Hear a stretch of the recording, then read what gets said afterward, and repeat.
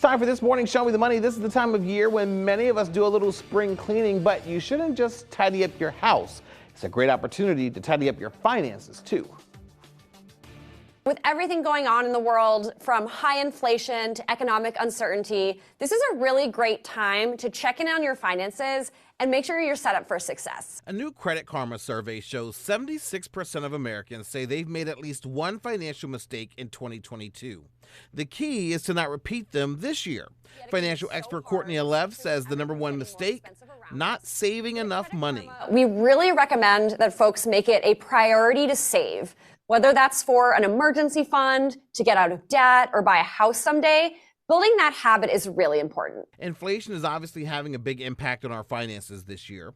While we can't control prices, we can do things to lessen the pain. Now more than ever is a great time to check in on your budget, especially as so many necessities like gas and groceries are getting more expensive.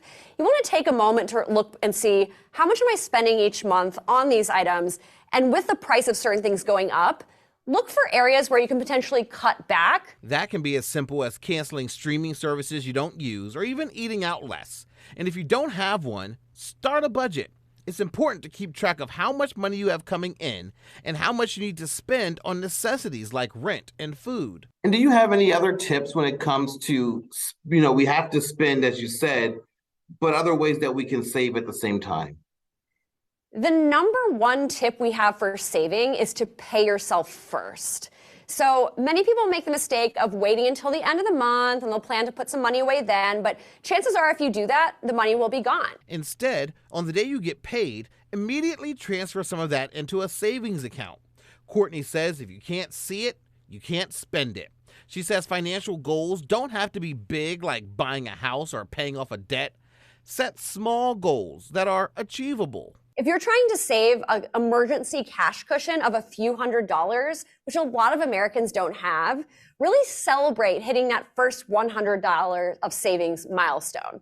It'll make it a lot more likely that you are motivated to keep going. Now's the time to set goals and focus on saving. With the cost of everything going up, this is not a time to bury your head in the sand. Instead of just running away from that and just feeling like it's something that has to happen, taking that chance to look at your budget, see if there's areas that you can cut back, will really help that next year you're not looking back at 2023 and thinking about all the financial mistakes you made.